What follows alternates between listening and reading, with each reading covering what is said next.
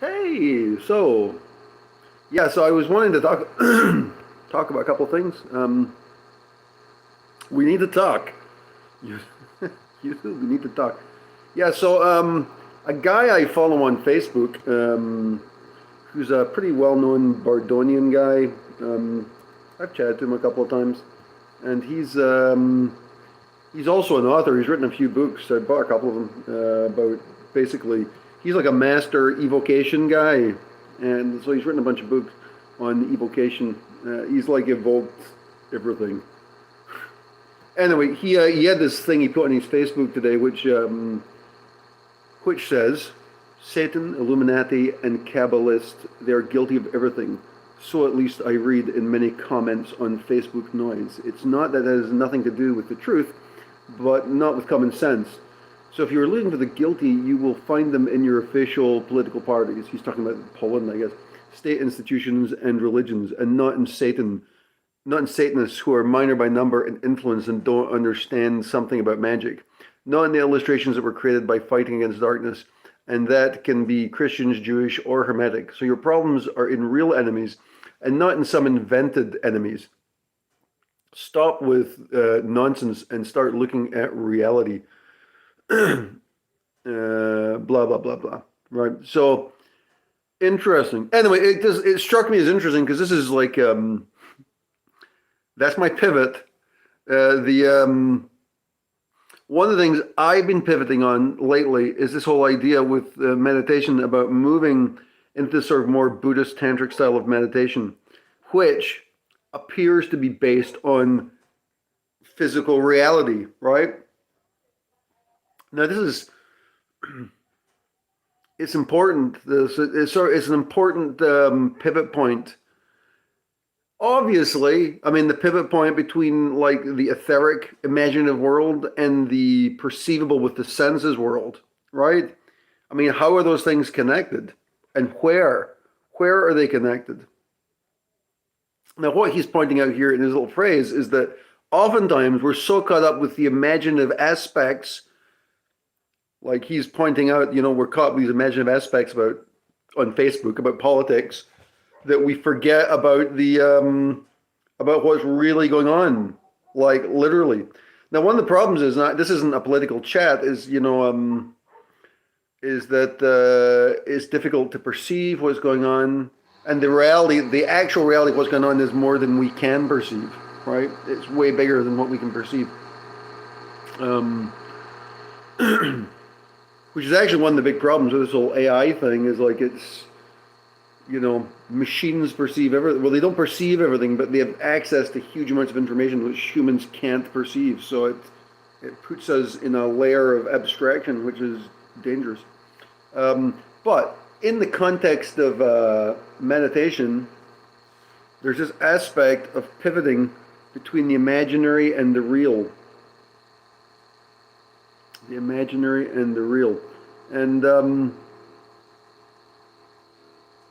what was I going to say about this?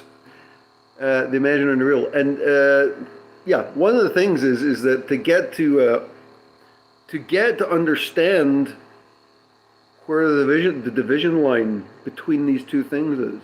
Now, I just did a video for the member section of the site. Now, just as a brief aside. This channel has a website membership. It's got a membership area.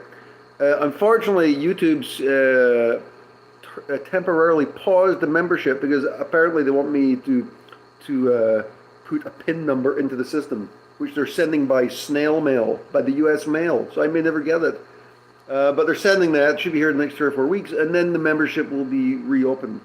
I believe the actual membership videos, which I put up and will continue to put up, are still available to members, right? So if you paid to become a member, you're cool. If not, let me know. Let me know if you're not cool. But that should be in soon.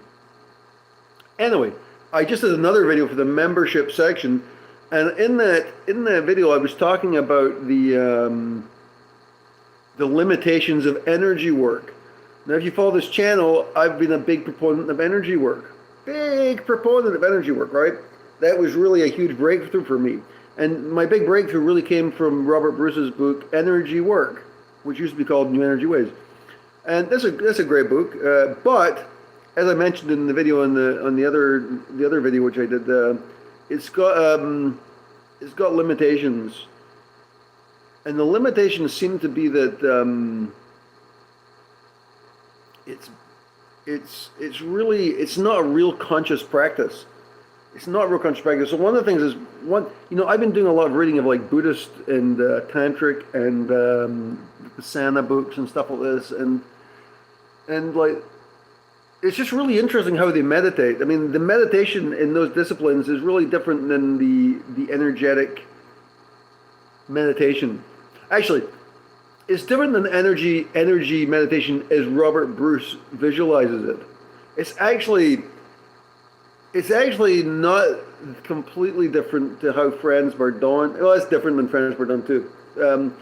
But I think most meditation books also start at, like pretty much every meditation book you're going to find start at base level. They don't teach you anything advanced in any of these books. They might hint at things, but they don't actually teach you. This is one of the benefits of magical books, is magical books just spill the beans. They spill the beans, right? I'm going to get to that in a couple of minutes with another book.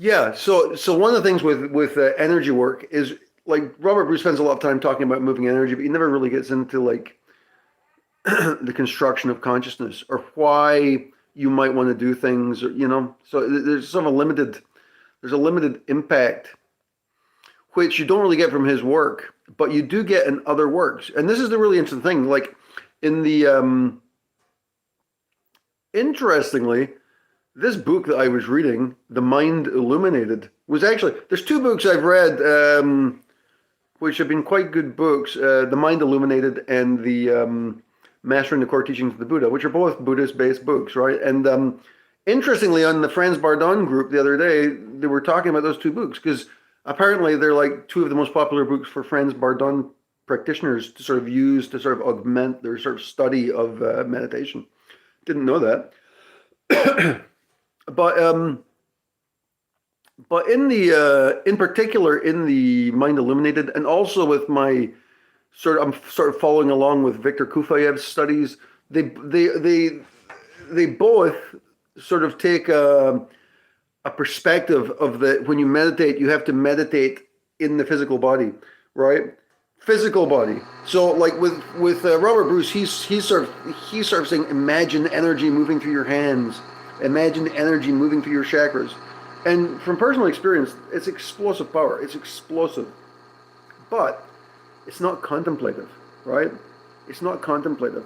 And one of the things, I don't know if I said this on video, but I sometimes wonder about, I think I might have said this, I think there may be a bit of repetition going on in my videos, and it's because, I'm always sort of ruminating over the same ideas, again and again, so it's, so there is some repetition, but hopefully I come up with new angles on it, so it's not just me blabbering. But one of the things I think is that he has said in his books that he's had about 70 Kundalini awakenings, or he's had the spinal sweep, which is like the quintessential Kundalini event. He's had about 70 times, which is an astonishing number of times, really. However, he doesn't seem to be, at least publicly, really dedicated in any kind of devotional way to any deities or anything. He's really a magician. At least that's what he plays on his videos, Somebody gifted me his Kundalini Awakening series of videos, and, he was just, he had all this weirdo light thing trying to act like a magician and stuff, so it's like, okay. But you see, I think this is a problem with contemplation. It's a problem with contemplation, because when you meditate, see, meditating on energy is really powerful because energy, chi, exists. Kundalini exists. It just doesn't exist physically, but you can access it through meditation. And I guess the mind or something becomes some kind of like interface, or the imagination's an interface, and because you're interfacing with this energy, it translates into your physical body and you feel it physically. So there's a translation process that happens. But the big problem is, like I'm saying, is there's a lack of contemplation about this. So, and I'm guilty of this too. is that, when I started feeling the energy, it was so blissful and ecstatic. I just wanted to keep feeling the energy, right? That seemed to be what the point was, is getting into the state of like ecstasy and like, oh my fucking God, what is even going on? It's like your whole body's in this orgasm, and like this is what it's about, right?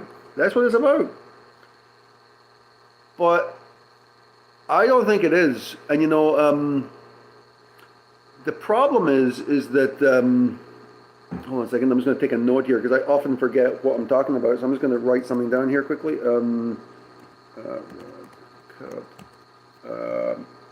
Oh man, hold on a second.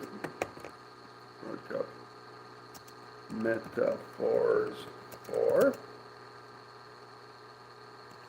Let's see. Okay. I'm never going to understand what I just typed there. Anyway, hold on a second. Cup of coffee.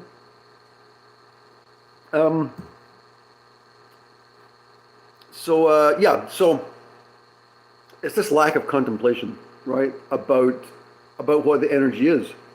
And in magic generally, now this is the thing, magic is like advanced meditation. That's what it is, right? So typically what happens in meditation is you focus on the physical aspects, right? You focus on physical objects, usually the breath, sometimes the movement, which is interesting. Sometimes the movement of the tummy as it breathes, which is interesting because movement is not really a physical object, is it? Or is it not?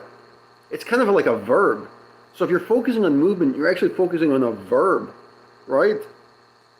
I mean, that's an interesting, so if you're focusing on movement, that's kind of like one of these spaces where it's kind of like a that's sort of transitioning from the physical world into the imaginative world because it's moving. It's not like, oh, it's my stomach. No, it's moving, right? What is that? I'm saying like, it's kind of interesting, like the role language plays, right? Because so moving is, what is that? That's like a progressive, what is that? What part of speech is moving? It's like a progressive adjective or adverb or something. I don't know what it is. If you look at like verbs and like nouns, adjectives, they've got specific roles in like the description of reality, right? And the funny thing is when you're working with energy, specifically adjectives can be very powerful. Adjectives. Like so, and adjectives are like the descriptive words of nouns. So you might say a very beautiful face, a very handsome face, right? Old, unshaven, another adjective. Large foreheaded, another adjective, right? There's 3 adjectives which make a description of a word. Now, in the context of energy work, you can use the same thing. So if you're moving energy through your body, it might be shiny, brilliant, fiery, hot. Maybe it takes a form-fitting. And all these adjectives guide the energy, right? They guide energy. Now, in the sense of meditation, they guide the mind towards the form of energy. Now, but in the context of like breathing and like basic Buddhist meditation where you're focusing on the breath, they're not really doing it at that level. It's just focus on the breath. Keep it simple. Keep it really simple. But that simplicity is veiled because you're actually focusing in some cases on the movement of the breath, right? On the entrance point of the breath, right? It's like there is a slight abstraction there. So even though it appears to be simple because it's focused on one thing, there's a slight abstraction because it's focusing on this like moving. It's like an action rather than an object. So the object is it's like a moving object, right? It's like something, it's a verb or something like that, right? So I hope you see what I'm saying here. Like a noun, like, okay, I'm focusing on my finger, that's a noun, right? If you're focusing on something that's happening, that's a different type of object. It's also a more interesting object because it's moving. There's something else you can perceive. So often when people are focusing on the breath, they focus on like the in point and the out point, and then sometimes the space in between. So what happens is you're actually not focused on a single point. You're focused on a process, right? So it's already moving into this sort of imaginary field, but this imaginary field is quite rooted in the physical world. right? It's quite rooted in the physical world. But the interesting thing about this is this process of transitioning from the physical world through the use of verbs or adverbs, whatever you want to think about it, into a sort of more imaginative state is really important, right? And I don't think people talk about this like some people don't talk about this explicitly, but some people do. So in the last couple of videos, I've been talking about this guy, William Gray. Now, William Gray is a really interesting man, magician from the 60s, 1960, around then. And he was yeah,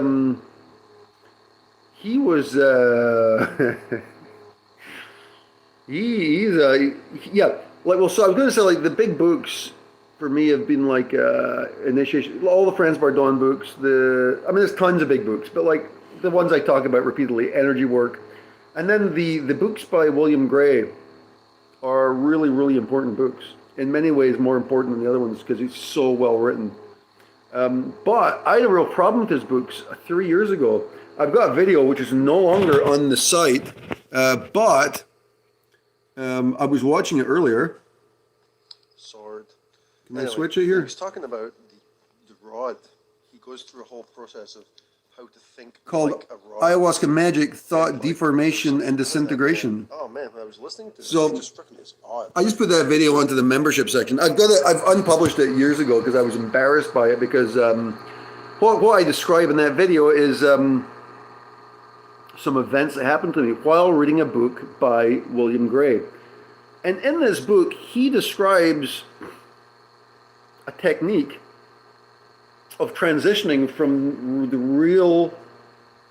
reality to the imaginary. Actually, it's not so much about that. He's actually talking about the importance. It's kind of the same subject because he's talking about the way metaphor and like language works as a way of moving through dimensions, essentially, right?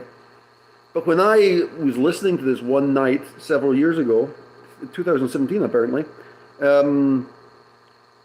something happened. It made a change in my consciousness. And then the next day I had this major breakdown that was just out of fucking control. I thought I'd gone psychotic. It was crazy. And it was basically because I just tapped into this conscious stream, which I wasn't prepared for. So I was sort of scared of those books for a while. I didn't go back, but I've reread them all recently. And I'm rereading the one right now, which caused me the problems. And it's probably the best magical book ever written, I'm going to say. And again, when I say magic, I consider these magic books to be advanced meditation. Because while Buddhists will start off focusing on the breath, and you know, a lot of the advanced practices aren't discussed, but essentially, it's magic. When you get up to these higher levels, they're starting to talk about elements and perceiving elements and manipulating elements. That's what it is, right? There's only one magic, right? And by magic, we're talking about the elements of consciousness which exist in samsara, in the Maya, in your matrix, if you want to call it that, which is below pure awareness, right? So some people might want to say this doesn't exist. Scott, not me, this other guy, Scott, who likes to say that this doesn't exist yet enjoys life, which also doesn't exist, but you know, whatever. It exists as much as anything else, right? But he does describe these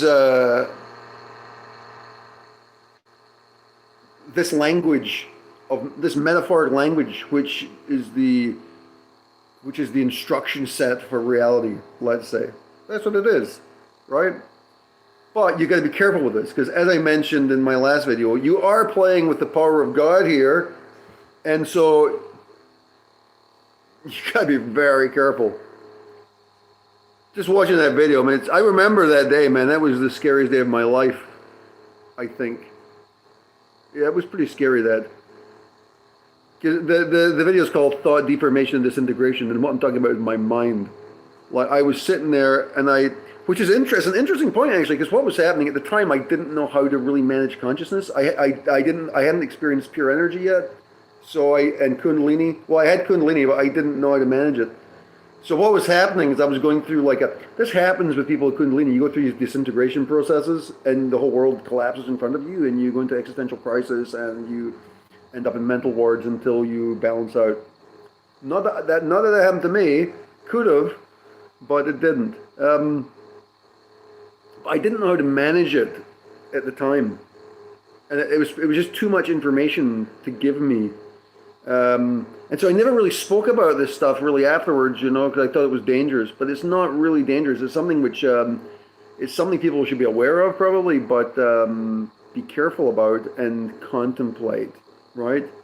And so the technique is difficult to describe without really. And the funny thing is, I'm going to read you something, and it might not mean anything to you. So if it doesn't mean anything, you're just not ready for it. That's what it means. Sorry. But if it does mean something to you, it means you've crossed the threshold. One second. So this book is called Magical Ritual Methods by William Gray. And I think it's difficult to say this, but I think this is probably the best magical book ever written. And by that, I also mean meditational book, because yes. I'm just trying to make a bookmark here, because I'd made some marks on this book, and maybe I already made this.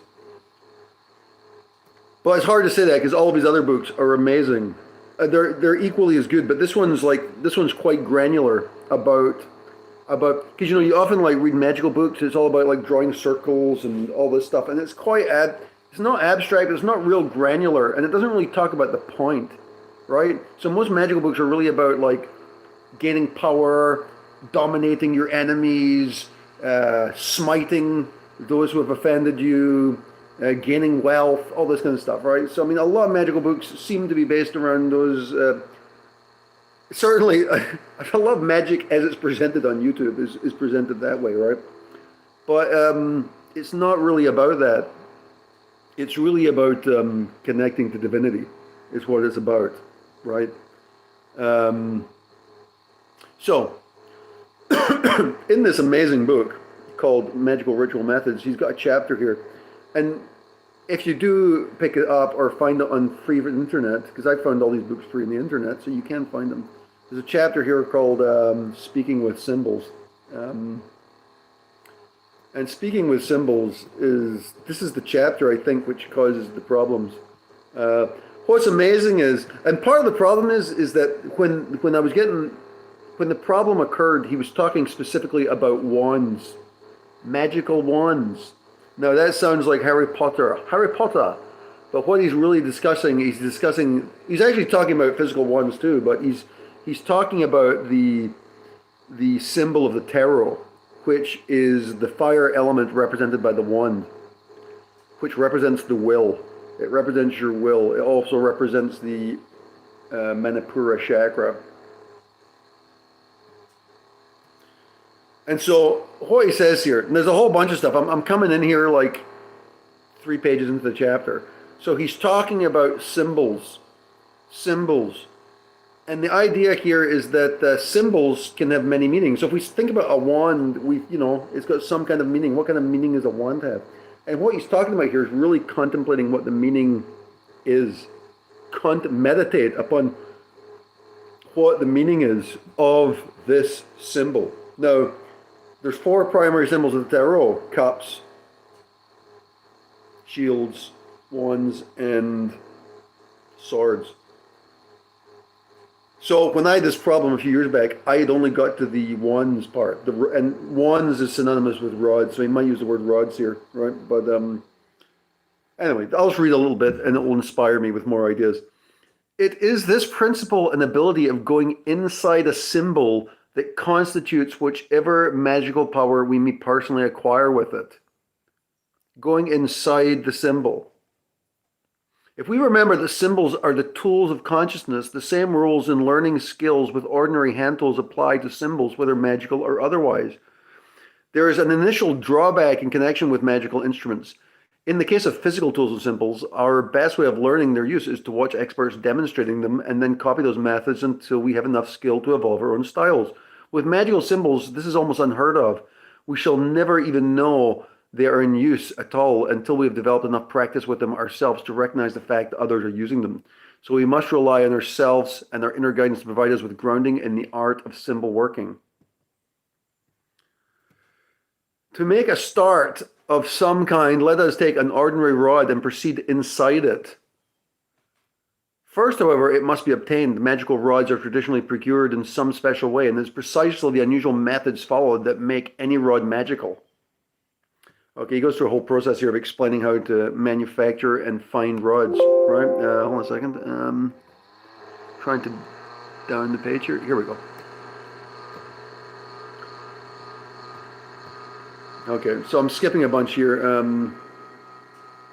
Once he finds the rod, he says, the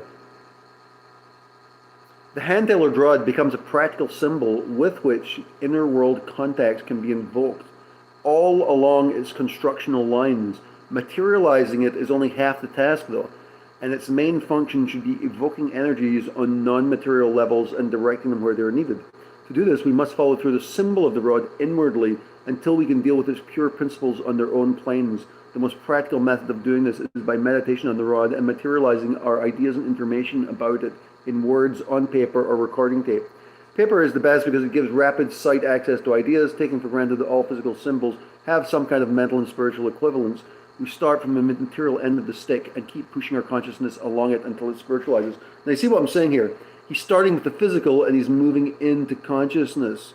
So in the same way that I was talking about how verbs and adverbs and sort of motion is like a transitionary place from the physical into the imaginative world, this is what he's proposing here, right?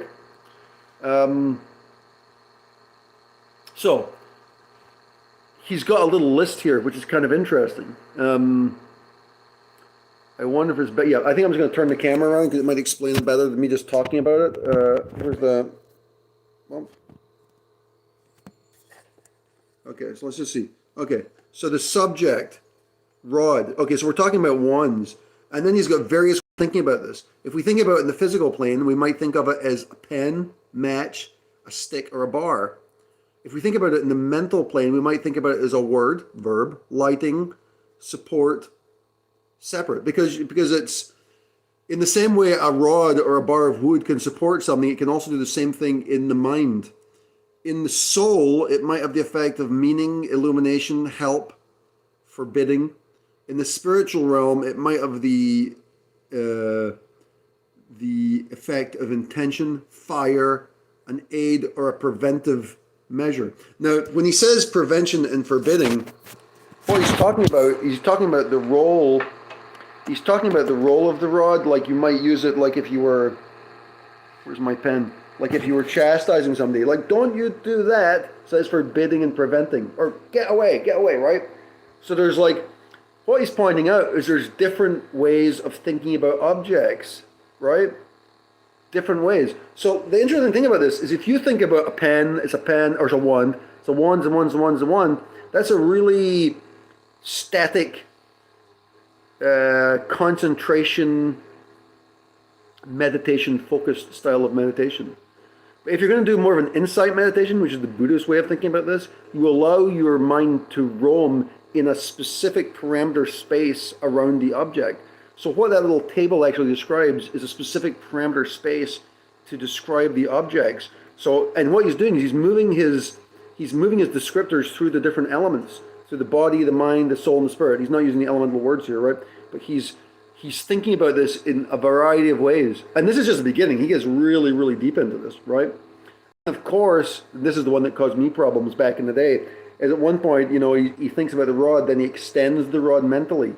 And if you extend the rod mentally, like as a physical idea, what happens if you if you extend it like as a physical object, then you extend it as a mental object or a soul object? What effect does that have? So this is what caused me problems back in the day, because just casually, I was like, what does he mean? And I tried doing it, and then, oh my God, everything just disintegrated. My whole mind just disintegrated in front of me. So be careful with this.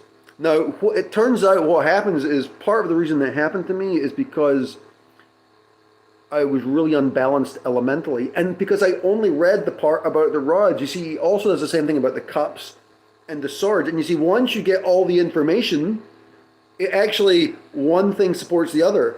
So if you've got like an overbearing rod, the one way you can stop it is with a block, which might be seen as a cup. Boom, right? So there's like, so it's kind of like a checks and balance system, right? The elements are like checks and balances, one against the other in some ways. They work together and they check and balance each other.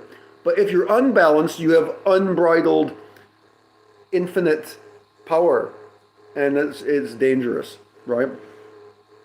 It's dangerous for your sanity. You can go insane from this, right? Easily. Easily. Anyway, what was I going to say? Oops. So the interesting thing about William Gray is he's really got a very. Oh, there's one more thing I wanted to read about this actually. After that little table, this is interesting. I mean, this is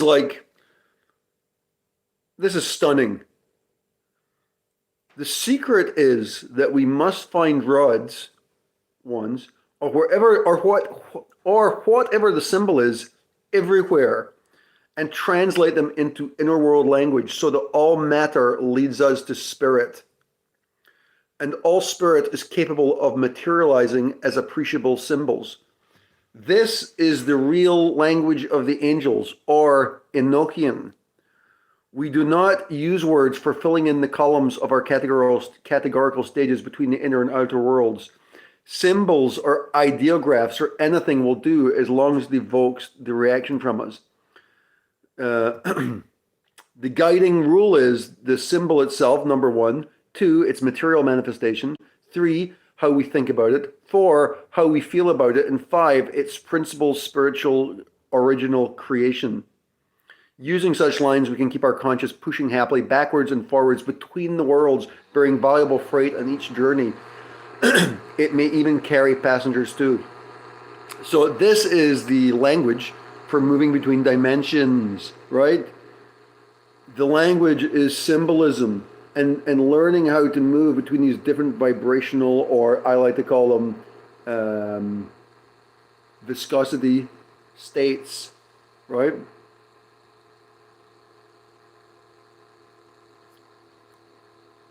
This is really powerful. This is the key. It's another of the keys. I mean, there's so many keys to reality. This is another of them, right? Interestingly, I just finished his other book again, Kabbalistic Concepts, last week, and that also is a big key. One of the interesting things about Kabbalistic Concepts, I'm going to see if I can find this really quickly because it's so important. And part of the reason I'm doing this is because magic gets such a bad rap, but really magic is advanced meditation. That's what it is, right? The problem is it's often used with bad intentions, right? Poor intentions. I'm just trying to. I don't know if I'll be able to find this, but let me just see. So what it is you might not think that's true. Well, how could it be about that? But it is. So one of the things they talk about, for example, in Buddhist meditation is, there's concentration meditation, focusing on the point, and there's, what do I call this? I used it 2 minutes ago. I always forget what this is. Insight meditation. Insight. I think last week I was calling it awareness meditation because I couldn't remember what it was called. Insight meditation. And in insight meditation, you allow your mind to move around a specific space. Now in Vipassana, this is typically done around the body.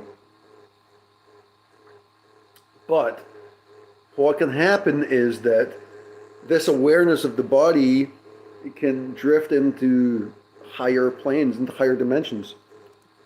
Now, the interesting thing about this is, just to put this in context with magic, because a lot of times with magical stuff, what happens is you get these graphs like the Tree of Life, and they look kind of spooky, right? You're kind of like, oh, what's that all about? Like, here's one. This looks spooky. Hold on, let me just show you this, because it's a spooky image. Hold on, all right. There we go. The Tree of Life with the serpent wrapped around it. The serpent must mean Satan. Satan, it's evil, right? That's not what it's talking about, right? At all. In fact, the Tree of Life, It's interesting. William Gray point. A lot of people give the Tree of Life credit to Kabbalistic scholars, Jewish scholars, this kind of stuff. But William Gray points out, because he's a well-studied guy, that he's like there's a lot of marks of this of Hellenic work, meaning it probably originated in Greece and Egypt rather than with Jewish scholars. And there's quite a lot of evidence for that apparently. But what's interesting is there's this thing in Kabbalah meditation with a Q, like magical meditation, and it's called pathwork. And what you do is between each of the sephiroth, between each of the points of the Tree of Life, what you do is you meditate between the sephiroth, right? So this is kind of, why would you do that though, right? Why would you do it? Now here's an interesting thing they do. So like the first two, like the first sphere and the second sphere, that's the crown and wisdom. That's the crown and wisdom. So if you're doing path working between the sephiroth, what you're doing is you're meditating on the path between crown and wisdom. Two words which have completely different meanings, right? Now, if you've watched any of my videos, you may have heard me talking about meditating using a sine wave, moving between two different states of consciousness. And I'm talking about it right now too. I'm talking about moving between the etheric and the physical world. Think about the physical, think about the imaginative, think about the physical, thinking about the imaginative, right? What's actually happening in the Tree of Life is they're saying to you, think about these two qualities. Think about crown. What does that mean? And you might read up a bit about it to try and get sort of base understanding and wisdom and read about that. What do they mean in this context? Then you'll meditate on those two ideas. And what you'll find is your mind moves between these two areas. So what pathworking actually is pathworking is the magical representation of insight meditation. That's what it is. And the funny thing is each one of these paths is actually related to body parts. So what they've actually done in path working is actually insight meditation. So there's another one, crown. You meditate between crown and understanding. You'll meditate between the crown and beauty. You'll meditate between wisdom and understanding. You'll meditate between wisdom and beauty, wisdom and mercy, understanding and harmony, understanding and might, mercy and might, mercy and beauty, mercy and victory, mighty and beauty, might and glory, beauty and victory, beauty and foundation, beauty and glory, victory and glory, victory and foundation, victory and kingdom, glory and foundation, glory and kingdom. Hold on, foundation and kingdom. That might be it. What each of those little doublets, those little pairs I was mentioning there, those represent the relationships on the paths. Now, if you listen to them, they don't sound that different. The differences are actually quite subtle. So to be able to meditate into those paths and recognize the differences actually is quite a subtle thing to do. I mean, what for example, is the real qualitative difference between victory and kingdom and glory and foundation? I mean, that's pretty abstract, right? It's pretty abstract just to think about it. Never mind meditating, just think about it. What is the difference between a kingdom and a foundation? What's the difference between victory and glory, right? I mean, that's what they're basically asking you to do. So what the magical, and if you read these titles, victory, glory, victory, and foundation, that doesn't sound evil to me. These are actually aspects of God, right? So what you're actually doing is you're trying to meditate between different aspects of divinity as represented in samsara, right? So we're taking for granted that the higher plane of pure awareness is above all this. This is the samsaric language of consciousness, right? But the other thing that's interesting about this, and this is the same guy, this is William Gray, who also wrote the part which I recently read about the wand, right? About thinking about metaphorically. So what the magical path actually is representing a way of perceiving from the physical through ideas and imagination, through mental constructs, to spiritual ideas. And this is like the beginning paths to entering into pure consciousness. This is it. But you got to practice doing it. And the funny thing is like I've done a lot of this over the last few years. And what happens is you can end up in a space which resembles very much an ayahuasca trip. And this ayahuasca is so wonderful, it's so great, I feel blah, blah, blah, and but nobody actually understands. One second, I think I just sat in my cat. Oh no, I didn't. Okay, we're worried there. So uh, that's funny. Um, so what was I saying? I lost my train of thought. Let me have a drink of coffee. Yeah. So this represents this path into pure consciousness. This is the path. But you got to, and this is what meditation becomes. It's not about meditating in the breath. It can be, but there's other objects to meditate on. So those which I just read are objects to meditate on. What's interesting about magic is that magic seems to, well, it's interesting because the wand is like an external object. So it's actually like meditating on some kind of external thing, right? But it's not really, because what they're doing is they're finding the thread of pure consciousness inside the wand and they're making a connection with that, right? They're actually connecting with it. So they're actually exiting, it's almost like they're exiting out through samsara and coming back in, but using this language of metaphors to do it, right? And there's something interesting about this whole process, because let's take the metaphor, let's get meta on your ass, right? Let's get meta. So if I'm projecting my imagination into a wand, that itself is like a wand. I mean, I'm using my will to enter into the wand, right? So that in itself is a wand. My intention is the wand. And remember, that was on the list of his spiritual part there of what the wand meant, right? So the will of entering into it is this. And then the wand actually takes on the cup, because the cup is the receptacle for my intention, right? So it's the wand inside the wand. It's kind of meta. But this is what I was talking about when I started the conversation. If you think about the blood, if you think about your arteries, they're formed like a wand. They're sort of like they're not rectilinear, but they're sort of branch-like, like a wand might be, because most wands come from trees, right?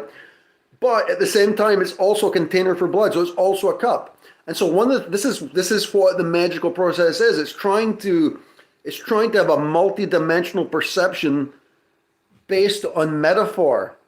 And he says this is the language of the angels. This can lead to a lot of stuff. And, a lot of people say you shouldn't talk about this stuff publicly, but, or maybe you shouldn't talk about your own experiences publicly, but that's how I started this channel. I've always talked about it publicly, and, I guess there's some stuff I don't talk about that much. Not much, but maybe. Yeah, no, there's actually quite a bit I don't talk about. But, because, I mean, how can you explain some stuff? You just can't explain it, So, you do what you can, right? But the main point here is that, these, this is consciousness. This is consciousness, right? And the other thing too, this is the other thing going back to Robert Bruce, his whole practice in energy work is imagining energy and moving energy around and moving energy. And his whole book is, the thing that's annoying about his book is he actually says he does like 8 to 10 hour meditation sessions where he just moves energy, and sometimes he falls asleep and he wakes up and he moves energy and he moves, and it's like, it just seemed to me like that's a lot of time, man. I mean, even for me, that's a lot of time. And my own experience is, like, if you're falling asleep, to me, it just seems like you should stop meditating, right? And the funny thing is, most certainly if you're on a retreat, a Vipassana retreat, you might do 8 hours straight, but it's not like all the time, right?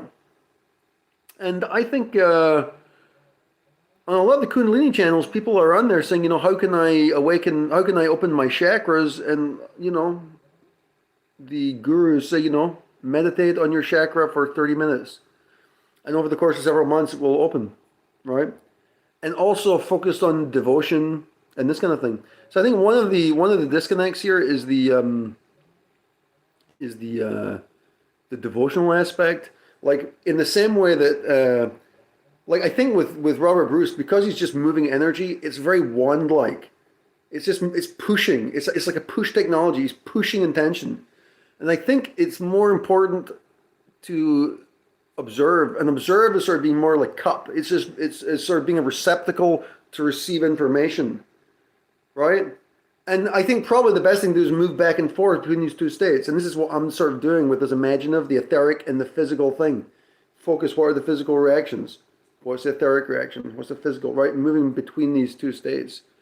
So I think that's reasonably insightful. And yeah, so maybe I'm done with that. But I think so I think Robert Bruce, maybe at least in his published work, there seems to be a lack of work with consciousness. Like he's working with energy, but unlike William Gray, he's not entering into the energy. He's not moving into it symbolically and trying to find. So that there's things in his book about like, okay, making magical healing tools. So you might imagine using the light, which is possible to do it. You can use light energy and create a tool and work and cleanse. It's kind of like Reiki-like, I guess, But it doesn't really get into like the conscious meta construction of why you do these things. And at the end of the day, the only conscious meta construction here, which makes sense, is to have some kind of devotional aspect, because you're actually using this meta language, which is consciousness, which is beyond any of our understandings. And you've got to sort of pin this towards some kind of like, the safe way of saying it is part of pure consciousness. But the other aspect of it is, if you look into the Saprath of the spheres, you look into Sri Chakra, every single aspect of it is mapped into a divinity, into divine power. And in fact, it's not safe to enter into a lot of these spaces unless you have the blessings of said divinity, right? So this is the danger with a lot of the magical stuff, maybe, is that some of it doesn't take this, they don't talk about this enough. Now, certainly William Gray talks about divinity a lot. And so does Franz Bardon. He's got a whole chapter, I think step 12 of his Initiation to Hermetics is about divinity and Christ, surprisingly, right? The whole thing is about Jesus. So